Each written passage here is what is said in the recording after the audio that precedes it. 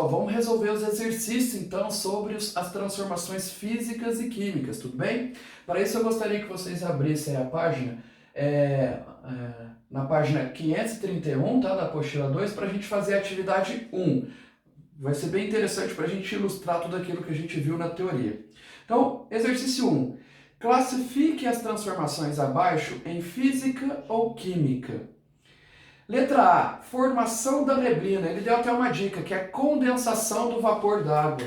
Pessoal, condensar alguma coisa é fazer uma substância sair do estado gasoso e voltar para o estado líquido. É uma mudança de estado físico. Por isso que é uma transformação física. Mudanças de estado físico são transformações físicas. Letra B, queima de uma folha de papel. Bom, a gente comentou já sobre isso, né? Uma queima é uma transformação química porque o papel, que era inicialmente papel, depois de queimado vai passar a ser uma outra coisa. Então vai ter transformação da matéria. Então, química. Letra C, sublimação do gelo seco. O gelo seco é o gás carbônico que virou sólido. E aí ele vai voltar a ser gás de novo. A sublimação é a passagem do sólido para o gasoso diretamente, sem passar pelo líquido. De novo, é uma transformação física. Portanto, é um fenômeno físico, né? Uma mudança de estado físico. Letra D, digestão dos alimentos. Pessoal, isso é químico, né? Quando você ingere o alimento, ele passa por diversas transformações, inclusive ele é eliminado de outra maneira, né? Ele é transformado em outra coisa, né? É um fenômeno químico. Letra E, escurecimento de frutas. Lembra que eu falei para vocês que um dos indícios que está tendo reação química é mudança de cor? Então você coloca uma maçã, sozinha ela começa a escurecer, mudando de cor, sem você colocar nada, sem você pintar ela. Então ela está mudando de cor porque ela provavelmente está passando por um fenômeno de transformação de matéria. As substâncias que eram claras estão sendo transformadas em substâncias escuras, tá? Esse é o fenômeno de oxidação da maçã. Então também é um fenômeno químico, mudança de cor, indício de fenômeno químico. Dissolução de sal na água. Quando você despega sal e dissolve na água, o que você tem no final? Água e sal. Não transforma em outra coisa. Quando você dissolve a água no sal, não vira morango. Então continua sendo água e sal, só que os dois agora estão misturados. Essa é a diferença. Então, todo o processo de dissolver um soluto no solvente é um fenômeno físico. Letra G, rasgar papel. Depois que você rasgou o papel, você continua tendo o quê? Papel, pessoal, só que num tamanho menor, né? Então, quando você pega uma fração de um sistema, você continua tendo esse sistema, só que numa dimensão menor. Então, fenômeno físico também. E o último, letra H, bolor no pão. Bom, é um fenômeno biológico, né? Mas obviamente que o bolor vai crescendo, né, que é o fungo, e transformando o pão. Tanto que se o pão tiver com bolor, eu não posso ingerir, porque ali já tem toxinas que são liberadas pelo fungo, produzidas através da massa do pão, que são substâncias que fazem mal pra gente. Então é um fenômeno químico, é a transformação da matéria. Se não fosse, você poderia comer sem problema nenhum. Tá joia? Maravilha. Então esse foi o exercício de número 1, tá? Da atividade 1. Vamos ver o exercício 2. Atividade 2. Beleza. A água filtrada é armazenada em um filtro de barro, tem a característica de permanecer fresca, mesmo em dias quentes. Observe o esquema a seguir que contém a imagem de um filtro de barro cortado ao meio. Então você tem a vela, que tem o elemento filtrante, geralmente a gente usa o carvão ativado, tem o local onde a água é adicionada, tem o local onde a água fica armazenada, a parte de baixo, a torneirinha, tudo bem. A água não filtrada atravessa a parede porosa e a parte interna da vela e escorre para o recipiente inferior. Então você coloca a água não filtrada por cima, ela atravessa a parede porosa da vela, é filtrada, né, o sistema químico que tem ali na vela e depois ela vai filtrada para o recipiente inferior, para ser armazenada. A principal característica do filtro de barro, que possibilita que a temperatura da água em seu interior permaneça fresca, mesmo em dias quentes, é a porosidade do barro, permitindo que moléculas de água líquida atravessem a parede do filtro e evaporem na sua superfície. Letra A. Escreva o nome da transformação que a água líquida sofre na parede externa do filtro e a classifique em transformação física ou química. Ele já disse, é uma transformação de evaporação. As pequenas gotículas de água que conseguem atravessar o barro muito lentamente, a gente nem percebe, daqui a um tempo a gente passa a mão ali no filtro, ele está até molhado, mas daqui a pouco ele já está seco, porque ela evapora. E evaporação, pessoal, é um fenômeno físico.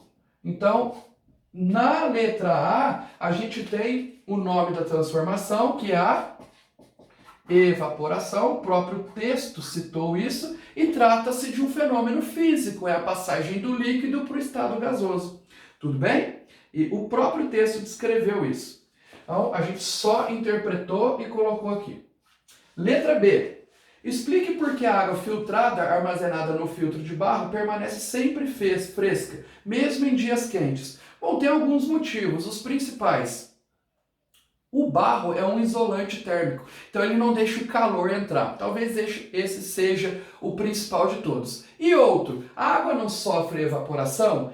Para a água evaporar, para sair do líquido e para o gasoso, a água precisa absorver energia. Então a água rouba a energia que está ali no filtro para ela ter energia suficiente para evaporar. Então ela tira aquele excesso de energia ali ao redor do filtro. Então o filtro fica sempre fresquinho. Tudo bem? Então o filtro é um isolante, porque ele é feito de cerâmica, né? Ele é um isolante térmico, ele não permite a entrada de energia térmica. E o processo de evaporação absorve energia.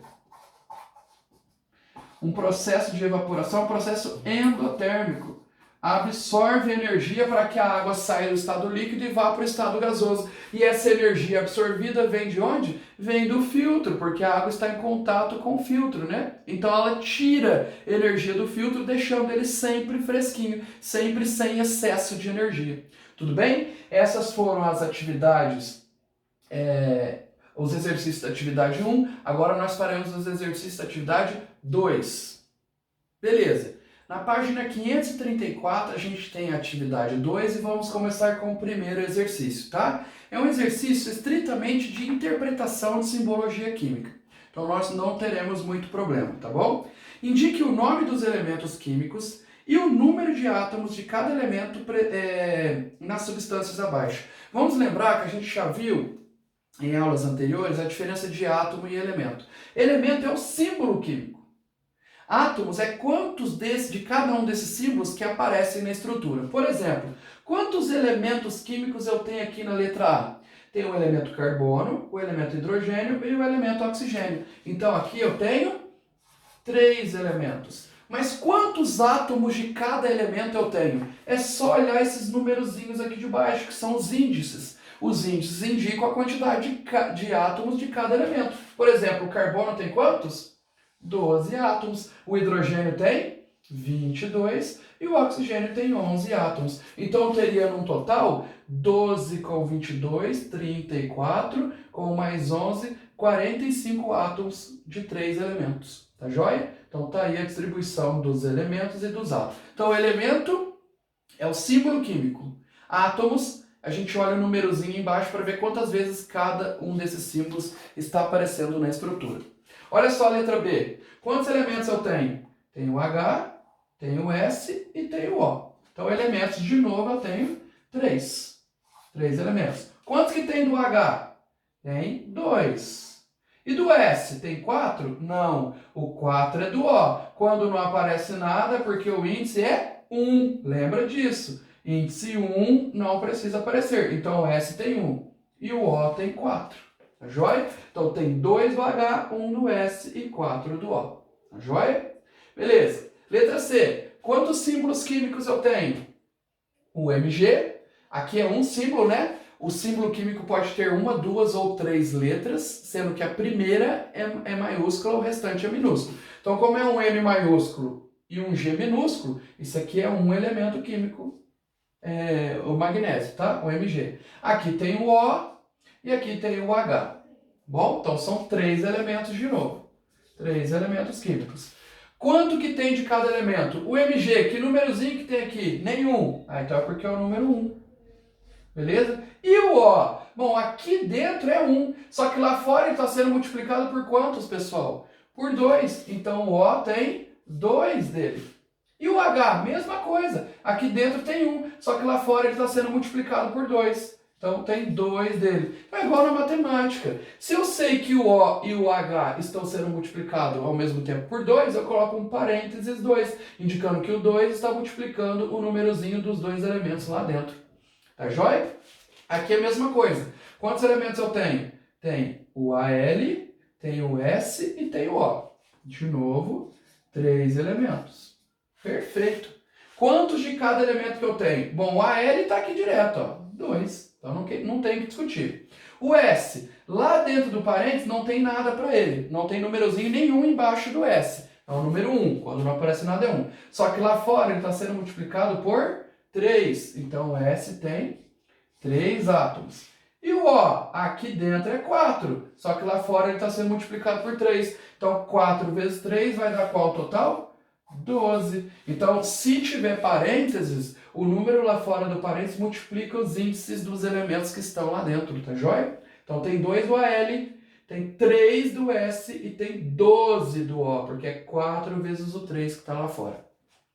Letra E. A letra E ele deu um modelo de bolinhas, é o ácido nítrico, só que ele deu uma legenda aí nesse exercício. Ele disse que as bolinhas azuis são nitrogênio, N, as bolinhas vermelhas são oxigênio e as bolinhas cinzas são hidrogênio. É só consultar a legenda que está no enunciado, tudo bem? Então, o que eu tenho aí, ó? Tem quantos elementos diferentes, quantas bolinhas de cores diferentes? Tem quantos tipos de bolinhas eu tenho? Elemento é tipos de bolinhas. Tem bolinha azul, bolinha vermelha e bolinha cinza. Portanto, tem 3 elementos. E quanto que tem de cada um desses elementos? O bolinha vermelha, que é o oxigênio, é o que aparece mais. O oxigênio tem 3 dele. O bolinha azul, que é o nitrogênio, tem uma bolinha. E o bolinha cinza, que é o hidrogênio, tem uma também, tá bom? Então, esse exercício só foi possível ser respondido porque eu vi a legenda lá no enunciado. Senão, eu não saberia quem era bolinha azul, vermelha, cinza, enfim. O F é a mesma coisa, ó. O F tem várias bolinhas, só que agora tem bolinha preta. Consulta a legenda, a bolinha preta é o carbono, tá bom? Então, quantos tipos de bolinhas tem na letra F? Tem bolinha cinza, tem bolinha vermelha e tem bolinha preta. Tem outro tipo de bolinha? Não. Então, tem 3 elementos químicos representados. Então, de novo, 3 elementos químicos. Quais são esses elementos? Vamos ver aqui? O elemento bolinha cinza, que é o que mais aparece lá na legenda, é o hidrogênio. Quantos hidrogênios tem? 1, 2, 3, 4, 5, 6. 6 bolinhas cinzas, ou seja, 6 hidrogênios. Perfeito. Bolinha preta. Bolinha preta é o carbono. Quantas bolinhas pretas eu tenho? 2. Então, o carbono tem 2 átomos. E bolinha vermelha só tem uma. E bolinha vermelha, de acordo com a legenda, é o oxigênio. Só tem um. Então, se vocês contarem aí, vocês vão ter um total de 9 bolinhas. 6 mais 2, 8, mais 1, 9. A maioria cinza, algumas pretas e a minoria vermelha. Tudo bem? Então tá aí. Esse foi o exercício 1 para interpretar a simbologia química, tá? Então, vamos agora para o exercício 2. Exercício 2, então, pessoal. O que fala o exercício 2? É para a gente explicar essa diferença de notação aqui. Explica a diferença entre isso e isso. Quando eu tenho um número pequenininho, eu tenho um índice. Ele indica quantas vezes o mesmo elemento aparece dentro da molécula. Então, isso aqui é uma molécula formada por 2 átomos do mesmo elemento hidrogênio. Quando eu tenho esse número grandão, eu tenho um coeficiente, significa só que a quantidade de átomos que eu peguei da estrutura. Esses dois H's não precisam nem, inclusive, estar presos na mesma molécula. Quando está pequenininha, é porque os dois H's estão juntos na mesma molécula. Quando está assim grandão, é porque eu tenho um H e outro, um independente do outro, tá? Então aqui eu tenho 2 átomos de hidrogênio. 2 átomos de H. E aqui eu tenho o quê? Uma molécula de gás hidrogênio. Essa é a fórmula da molécula do gás hidrogênio, que é formada por 2 átomos de H. Então aqui eu tenho uma reunião de átomos, aqui eu só tenho 2 átomos que eu decidi colocar um perto do outro. Então essa é a diferença. Índice é utilizado para indicar quantidade de átomos de cada elemento dentro da molécula. Coeficiente é utilizado para indicar quantas vezes a estrutura que está do lado você repetiu, tá bom? Então você pegou 2 átomos de hidrogênio porque você quis isolados, um separado do outro. Aqui não, para formar essa molécula eu precisei do H preso a ele 2 vezes, tá joia? Vamos aproveitar o fluxo aí e já vamos fazer o exercício 3. Exercício de número 3, aí na página 536. Escreva a interpretação para as transformações indicadas pelas equações. Vou fazer a letra A e a letra B, vou deixar a letra C para vocês, tá? Porque a interpretação é basicamente a mesma. O que vocês têm aí na letra A? H2O S tracinho H2O L. Do lado da água da esquerda, S, H2O S, e do H2OL não tem número nenhum. Não tem esse número grandão aqui não. Não tem coeficiente. Quando não tem nada é que o coeficiente vale 1. Então o que significa? 1 mol de H2O. S significa o quê? É sólido. Se quiser, já sabe que H2O é água, né? Então poderia colocar 1 mol. Na verdade, nem vamos usar 1 mol. Vamos usar esse mol, é um conceito que a gente vai ver mais pra frente. Vamos colocar na forma mais simples. Uma molécula de água. Então, o H2O não está com o número 1 aqui do lado. Quando não aparece nada, é número 1. Então, uma molécula de água sólida, ou sólido, ou sólida, né? Se você quiser fazer jus a palavra no feminino, né? Uma molécula de água sólida produz... Por que produz? Porque já depois da água sólida já vem a setinha, né? De produção. Produz uma molécula de água líquida. Por que líquida? Porque a água que está lá no final está com o símbolo L. Então, a interpretação está aqui. Uma molécula de água sólida produz uma molécula de água líquida. Olha como que é simples a letra B.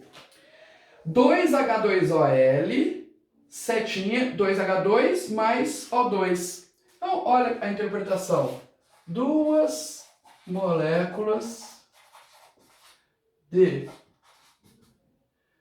H2O líquido. Por que 2 moléculas? Porque 2H2O. Então, tem um 2, um coeficiente 2 do lado da molécula de água. Produzem 2 moléculas de H2. Vou tirar esse 4 daqui, que vai ficar muito apertado. 2 moléculas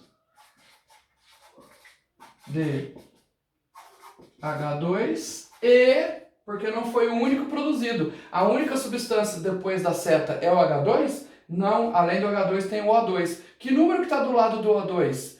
O O2 tem qual número antes dele? Nenhum. Então é o número 1, né? E uma molécula de O2. Por que eu sei que é uma molécula de O2? Porque aqui do lado dele não está aparecendo número nenhum. Então é igual na matemática. Quando você vai escrever x, você já sabe que é 1x. Não precisa escrever 1x. Basta escrever x que você já sabe que tem 1. Então o O2 quando não tem nada aqui antes dele, é número 1. O H2 já tinha, né? Tinha o número 2 aqui, por isso que eu coloquei 2 moléculas de H2.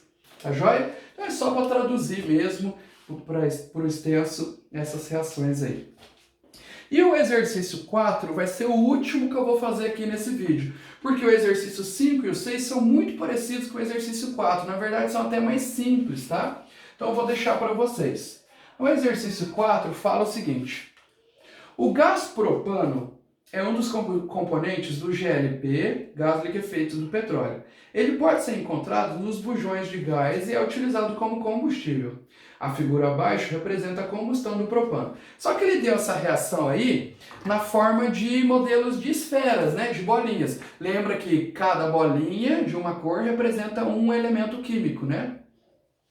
Admita que o carbono, o hidrogênio e o oxigênio são representados respectivamente pelas esferas preta, cinza e vermelha. Então o carbono é preto, o hidrogênio é o cinza e o oxigênio é o vermelho. Escreva a equação de combustão do propano. Ele quer que eu traduza esse modelo de esferas para o modelo químico. Olha só, primeiro eu começo com uma molécula que tem 3 bolinhas pretas e 3, 6, 8 bolinhas cinzas. Então minha primeira molécula é essa daqui, ó. C3H8. 3 bolinhas pretas, 8 moléculas cinzas. Ela aparece quantas vezes, essa molécula? Uma. Então deixa o número 1 aqui de lado.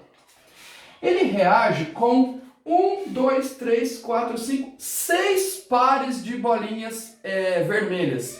Cada par de bolinha vermelha é um par oxigênio com ele mesmo. Então é o O2. Então cada par, bolinha vermelha com bolinha vermelha, é o oxigênio junto dele mesmo. O 2 vezes. Só que esse O2 está sendo repetido 6 vezes. Então eu coloco um 6 aqui do lado. Lembre-se que o coeficiente indica a quantidade de vezes que a estrutura do lado foi repetida.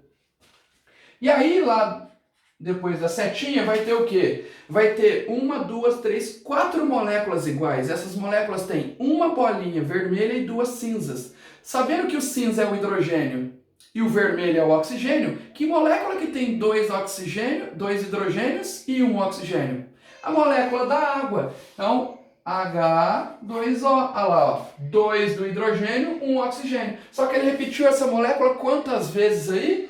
4 vezes. Beleza? E por último, ele pegou uma molécula que tem 2 bolinhas vermelhas e uma bolinha preta. Sabendo que a preta é o carbono e a vermelha é o oxigênio, tem 1 carbono e 2 oxigênios. Então é essa daqui, ó. 1 carbono e 2 oxigênios. Quantas vezes ele repetiu essa molécula de CO2? 3 vezes. 3 vezes, tudo bem? Nos exercícios 5 e 6, vocês farão isso, só que de uma maneira muito mais simples, porque ele não deu o modelo de bolinhas, ele já deu na forma de texto. Então ele já vai dizendo, olha, tantos de um determinado reagente reage com tantos de um produto, de outro reagente, formando tantos de um produto e tantos do outro. Então vocês só vão traduzir para o modelo químico, tá bom? Essas reações aí são para vocês lembrarem que os fenômenos químicos podem ser representados por equações químicas. Tá joia? E aí a gente fica por aqui, pessoal. Não esqueçam de acessar ao plural para ver a tarefa que já vai estar lá disponível, tá joia? É isso aí. Muito obrigado, até o próximo vídeo.